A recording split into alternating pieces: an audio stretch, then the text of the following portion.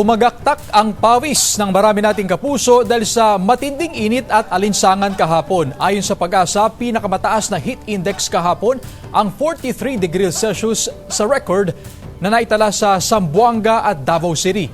42 degrees Celsius naman sa Quezon City, Dagupan City, Pangasinan at sa Cotabato City. Ngayong araw, posibleng umabot sa 42 degrees Celsius ang heat index sa Dagupan, Zamboanga at Davao. 41 degrees Celsius naman sa Cotabato, habang 40 degrees Celsius ang posibleng heat index sa Quezon City, Puerto Princesa at Aborlan sa Palawan at maging sa General Santos City ayon yan sa Pag-asa. Easterlies pa rin ang nakakapekto ngayon sa eastern section ng ating bansa. Ngayong araw, asahan ng pag-uulan sa ilang panig ng Northern, Central at Southern Luzon base sa rainfall forecast ng Metro Weather.